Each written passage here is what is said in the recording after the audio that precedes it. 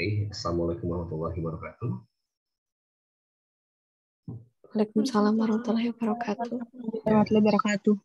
Ya, hari ini sesuai jadwal ya, kita akan bahas tentang kisi-kisi yang ada pada bab ketiga, yaitu tentang ikatan kimia ya.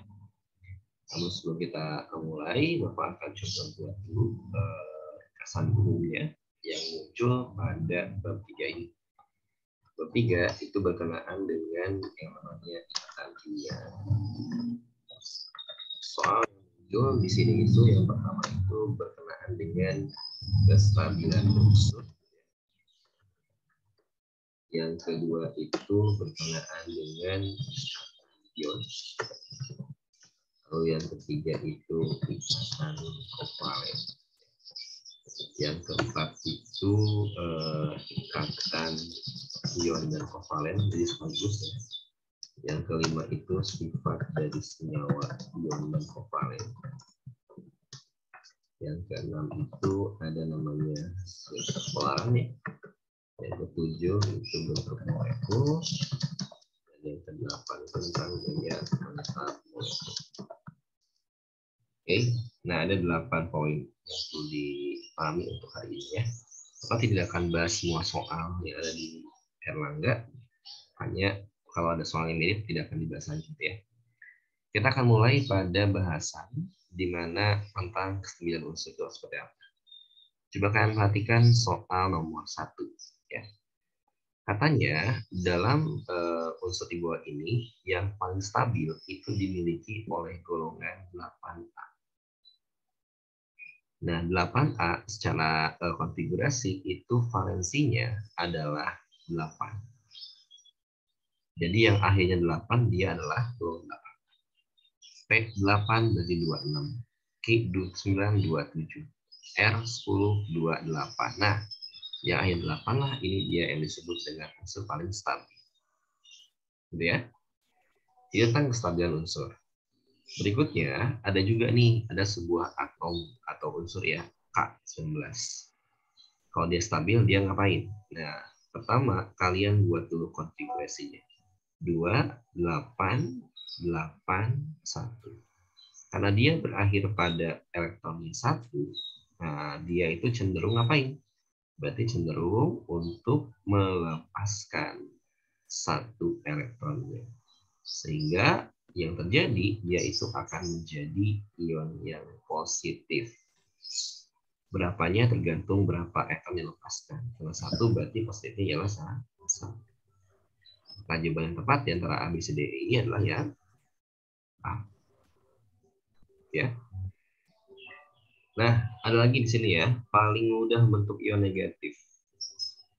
Nah, ingat ya, dari valensi itu ada 1, 2, 3, 4, 5, 6, 7, 8. Ya, ini valensi. Nah, kalau yang paling mudah menjadi ion positif, maka ini adalah 1. Kalau yang paling mudah menjadi ion negatif, itu adalah 7. Kenapa nggak 8? 8 ini udah stabil. Jadi, kalian cari atom yang memiliki konfigurasi akhirnya 7. C6 berarti 2 dan 4. N7 25.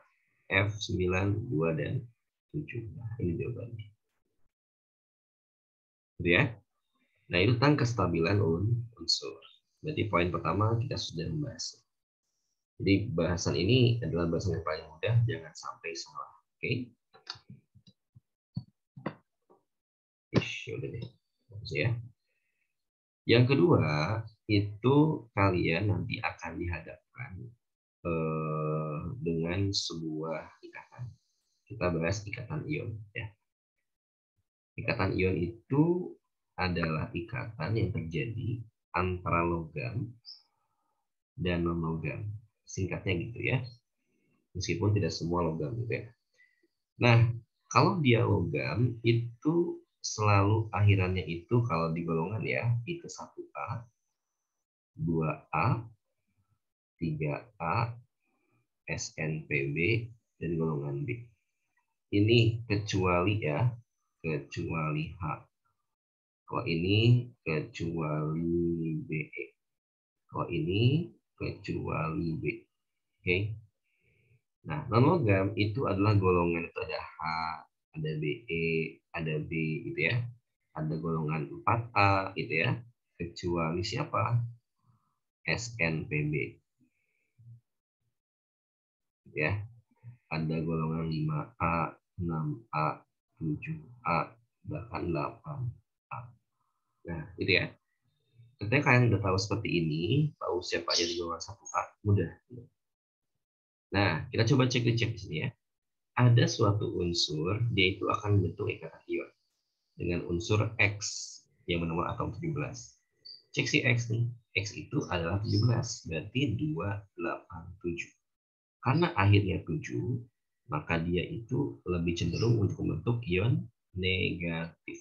Jadinya X nih. Yang namanya ikatan ion itu terjadi adalah interaksi atau gaya elektrostatik antara muatan positif dengan yang negatif. Berarti atom mana yang akan berikatan ion dengan X-, yaitu atom yang bermuatan positif. Coba cek 2 dan 4. 4 cenderung kovalen. Oh, 2 dan 6 kovalen juga. Ini 281. Nah, 1 berarti dia akan menjadi ion Na+. Maka jawaban blank. Gitu ya. Kalau O berarti kan O2 min jadinya. Kalau C berarti C4 min. Si berarti Si4 min. S berarti 2 min. Gitu ya. Dicari mana yang positif. Nah, bagaimana Pak kalau seandainya kita ditanya bentuknya apa? Contoh nomor 7 ya. Kita lihat. Ada A-nya 12, lalu ada B-nya 9. Buat konfigurasinya 282O, karena A-nya 2, maka dia cenderung untuk membentuk ion positif. Ya. Terus kalau ini 2 dan 7, karena akhirnya 7, maka dia itu cenderung menjadi ion negatif. Gabungkan sama kalian. Kalau jadi senyawa, itu harus netral. Berarti muatan ini jumlahnya harus netral. Kalau sekarang 2 plus tambah min itu nggak netral, nggak 0. Supaya 0, maka kalian tinggal kalikan. Ya, ini kali 1, maka muncul 1. Ini kali 2, maka muncul angka 2. Jadi jawabannya adalah AB 2. Apa ikatannya? Ion atau kovalen. Karena ini ionnya positif dengan negatif, maka dia ikatannya ion. Ah, jawabannya. Oke. Ini soal-soal ikatan ion seperti ini. Oke.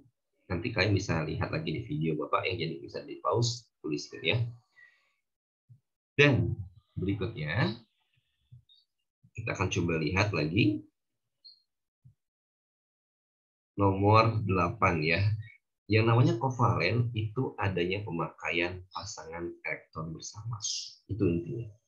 Kalau ion itu adanya interaksi atau gaya elektrostatis antara kation, ion positif dengan ion negatif. Ya.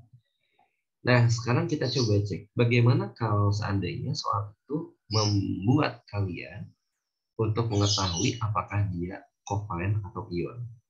Oke. Bedanya ion dengan kovalen ya, kita akan coba lihat. Mana ini? Oh ya.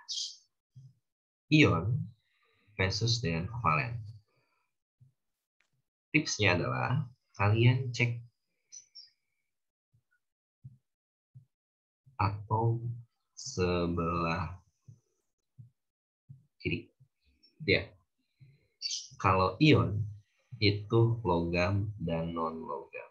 Kalau kovalen non logam dan non logam. Berarti atom kirinya siapa? Kalau atom kirinya itu logam, maka dipastikan dia adalah ion. Namun kalau atom kirinya itu non logam, maka dipastikan dia itu adalah kovalen. Yang tadi ya, 1A itu semua logam kecuali H. 2A semua logam kecuali Be. 3A semua logam kecuali B. Golongan 4A SNPB dan golongan B. Gitu ya. Misalnya yang lain itu adalah non logam. Logam juga kalau dilihat di dalam kehidupan nyata itu berbentuknya kepadatan. Bahkan ada yang cairan, tapi sedikit ya.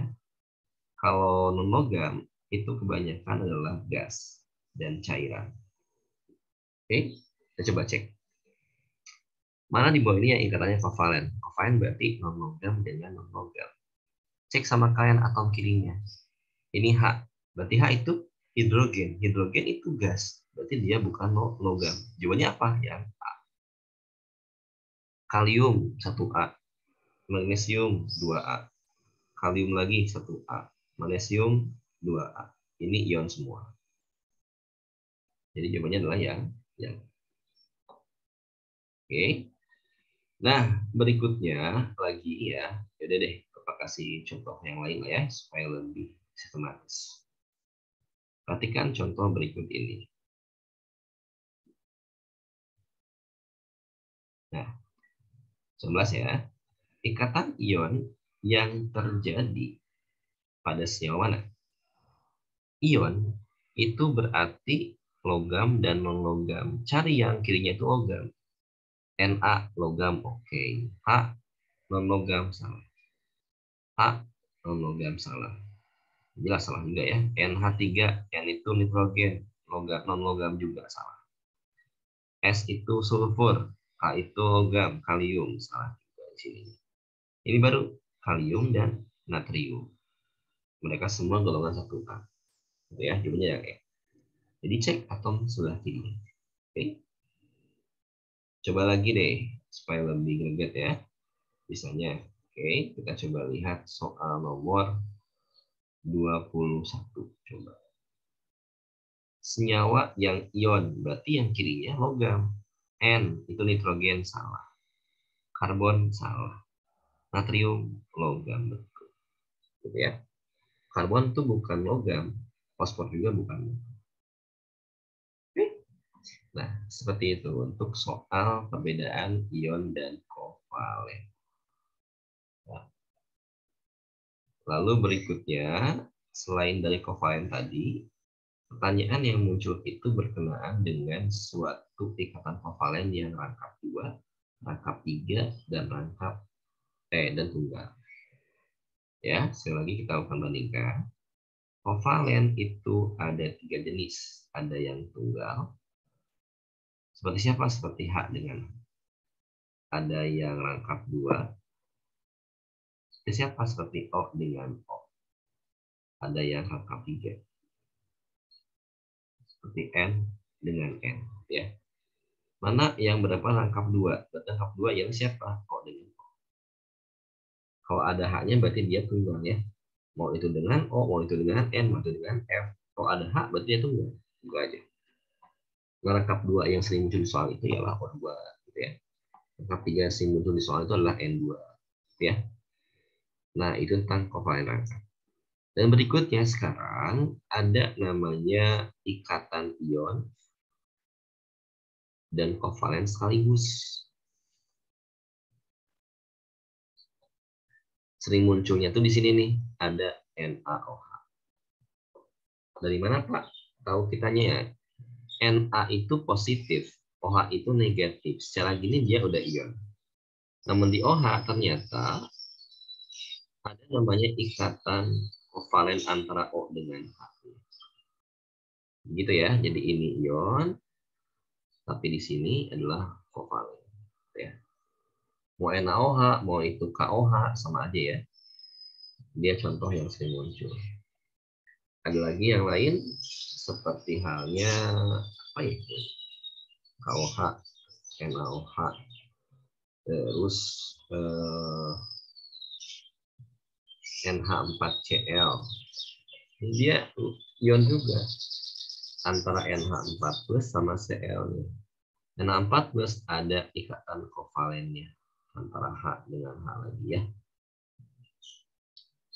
Ini selesai juga ya.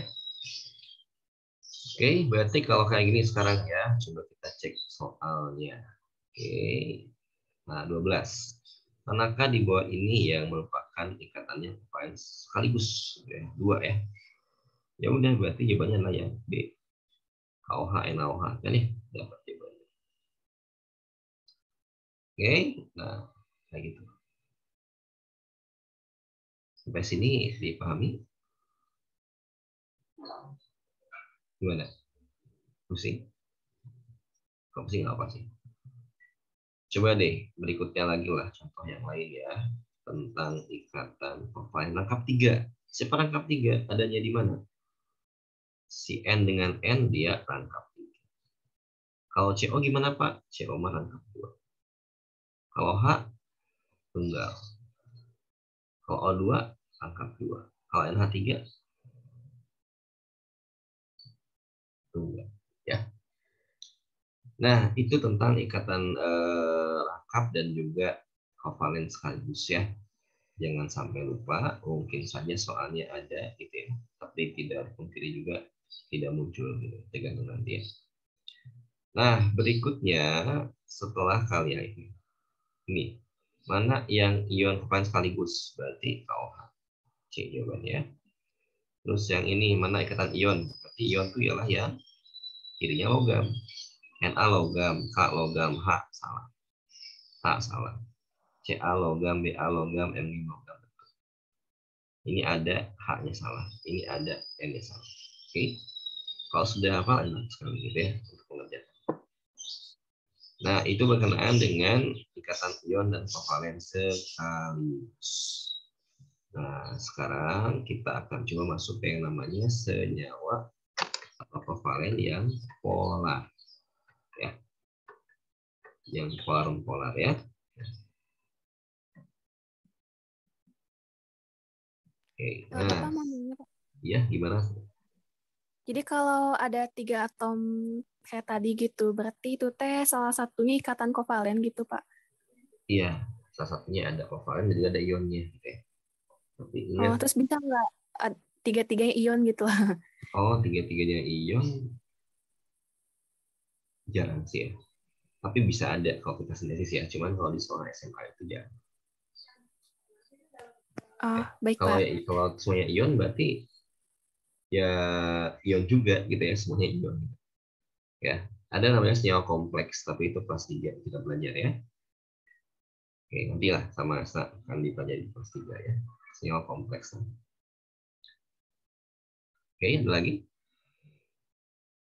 Kalau nggak ada, kita masuk ke polar ya. Masih ingat polar itu gimana? Polar itu kalau dia atomnya ada 2 gitu ya, dan sama, maka dia adalah nonpolar. Contoh O2, H2 gitu ya.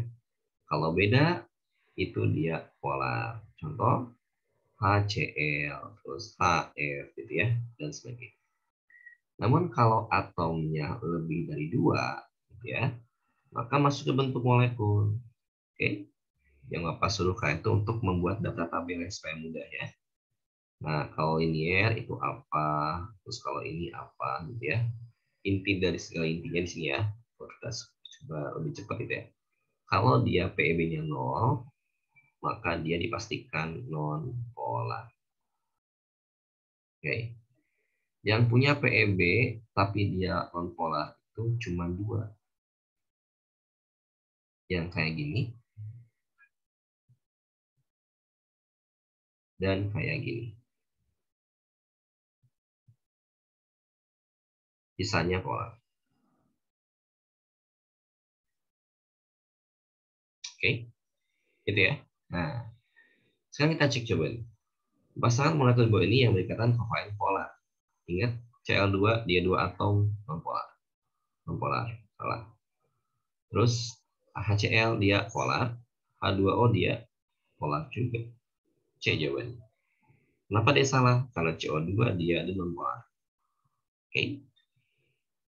Nah, seperti itu adalah pengerjaannya. Jadi sangat mudah. Meskipun tidak ada nomor atom dan sebagainya, kita bisa mengerjakan secara cepat. Mana molekul yang paling polar? Yang namanya paling polar itu delta N-nya paling besar. Berarti nilainya ada ya, yaitu ada 21, 4, 3, 2,5 berarti 4 dengan yang paling kecil ini. Berarti H dengan F. Jumlahnya adalah yang A. Itu paling polar ya. Nah, berikutnya lagi ditanyakan nih ke okta deh. Polar dulu ya, kita beresin ya.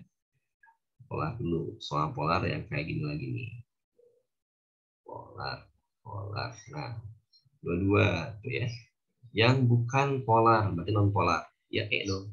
Nah, dia 2 atom sama, gitu ya.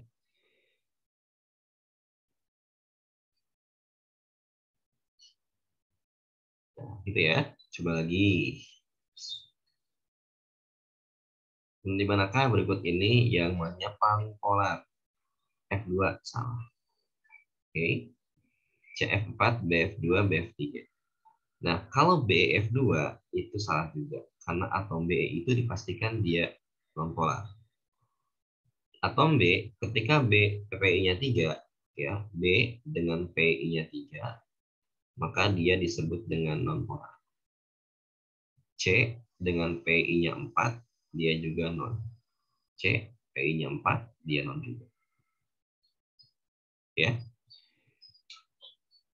Tuh, soal tentang kepolaran. Oke. Lagi nggak ya? Coba kita cek. Soal yang lainnya. Paling polar tinggal dihitung aja ya. Terus ini ion, oke. Terus kovalen, bukan semua ion. Paling polar tinggal dicek lagi sama kalian ya. Terus kovalen juga non polar. Nah, non polar ya sekarang kita cek. Ingat tadi apa? Ketika kita tahu nih kalau B-nya itu 3 PI-nya, berarti dia non polar. B 3 PI-nya dia non polar ya. HCl polar, NH3 polar, CHCl3 hanya satu, CH3 polar juga karena ganjil. CH3Cl3 salah satu juga polar ya. Oke, terus ada lagi. Kalau nggak ada kita next ya. Nah, 52 hati-hati ya. Ikatannya polar, molekulnya non polar. Oke. Kalian cari molekulnya dulu. CCl4, ketika C berikatan dengan PI-nya 4, berarti dia non polar. Ada salah? Salah juga diganjil? Salah, ini non polar juga. Tapi ikatannya mau polar. Kalau ini udah jelas. Molekulnya udah non polar, ikatan juga udah non polar. Berarti banyak lah ya.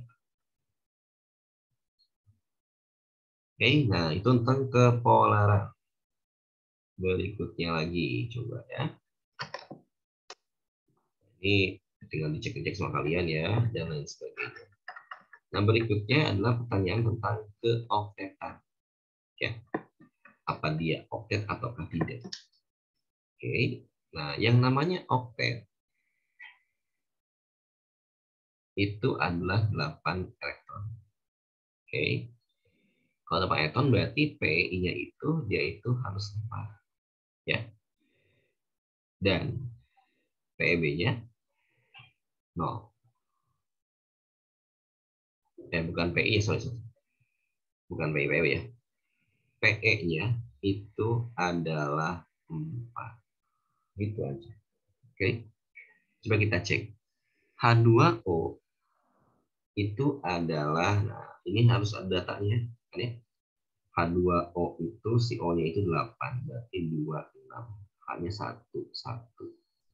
Berarti kalau gini, si H-nya ada 2, berarti PE-nya 2. PB-nya tinggal kita hitung. Valensi pusat 6 dikurangi PI-nya 2 dikali H itu butuh 1 elektron dibagi 2 sama dengan 2. Berarti PE-nya 2 tambah 2, 4. Berarti dia oktet. CO2 juga dia oktet. PCl3 dia oktet juga. PCl5 nih, udah mah PI-nya 5, berarti udah nggak oktet. Oke. Jadi ketika PE-nya 4 dan ya kalau PI-nya itu di atas 4, maka dia itu bukan oktet. Oke ya. Nah, itu tentang keoktetan. Lagi soal lagi nih. Terima kasih. Tadi baru dapat baca. Coba kalian lihat soal nomor yang mana ya.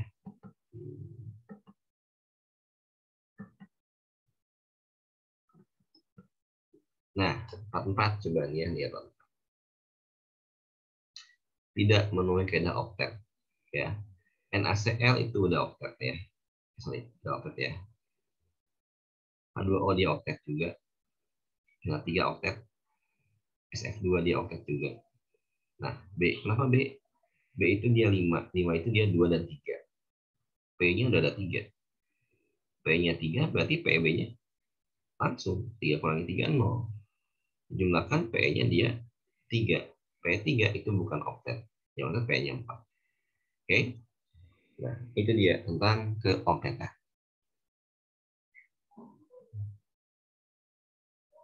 Next, berikutnya ya. Udah beres. Gitu ya. Kita masuk ke definisi ya. Kalau di logam itu elektronnya itu dia terdislokalisasi. Artinya dia bergerak tanpa diam di satu tempat, gitu ya. Dan logam itu sebagai pengantar panas yang baik, listrik yang baik, gitu ya. Lalu berikutnya dia sebagai konduktor, dia sama ya. Terus dia juga bisa kalau kita tempat kita bengkokkan dia nggak patah, tapi bengkok gitu ya. Nah itu dia logam. Oke, nah ini penting juga. Di NH4Cl ada apa bentukannya? NH4Cl itu kayak gini bentukannya. Sorry, X ya. Ini X.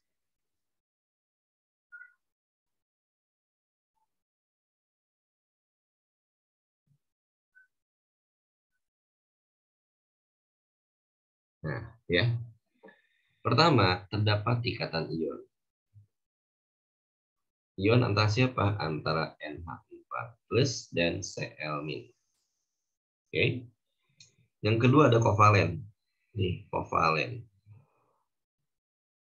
Yang ketiga ada namanya koordinasi. Ya, jadi ada 3 ya. Ion, koordinasi dan juga kovalen. NH4Cl. Oke. Ini 10 menit lagi ya. Oke. Coba percepat lagi. Polar udah, molekulnya udah, terus stabilan udah, rangkap juga udah.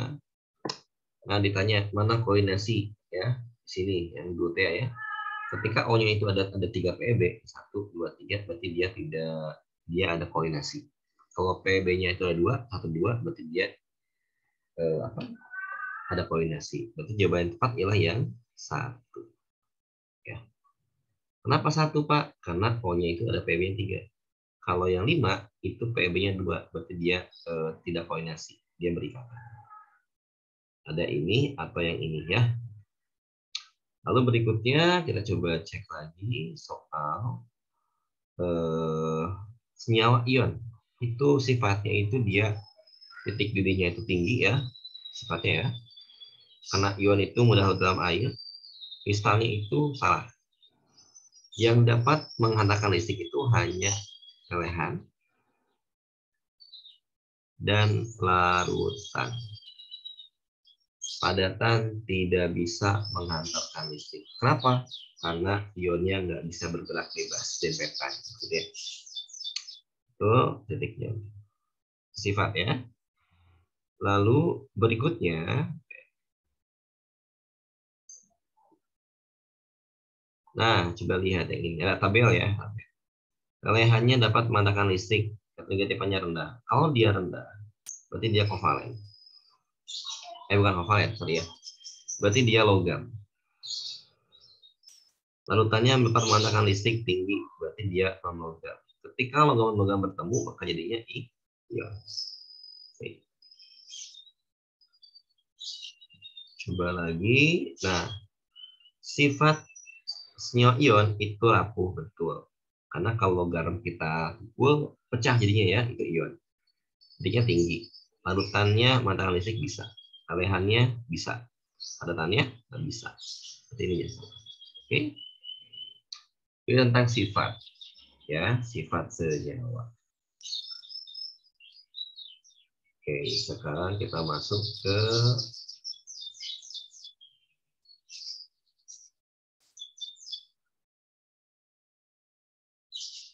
PEB. Ada berapa PEB-nya?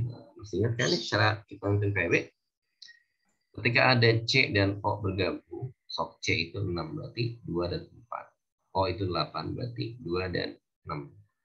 Berarti kan dia butuh 4. Ini butuh 2. Samakan kebutuhannya, berarti ini kali 1, ini kali 2. Gitu ya. Berarti nama molekulnya CO2.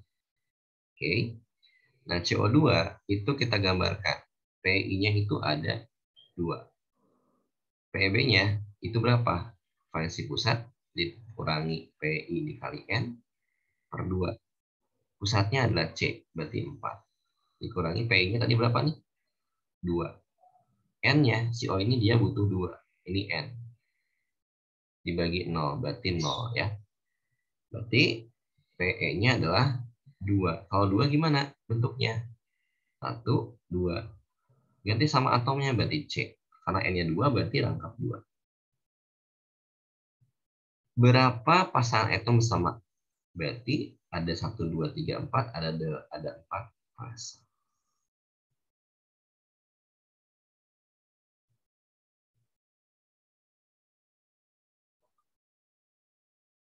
Oke.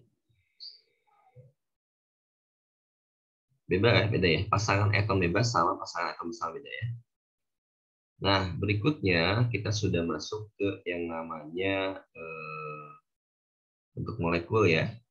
Cuman untuk bentuk molekul ini rada panjang, jadi kalau kita terpotong dengan waktu ada kurang baik ya. Sehingga Bapak akan coba ganti lah ya dengan meet berikutnya ya. Oke, silakan kalian untuk join kembali ya untuk membahas ke part 2. Oke, dipahami ya. Di part 2 nanti kalian boleh nanya-nanya. Kalau ada waktu lah kita sampai jam 11 ya. Silakan. Nanti join ulang. Oke.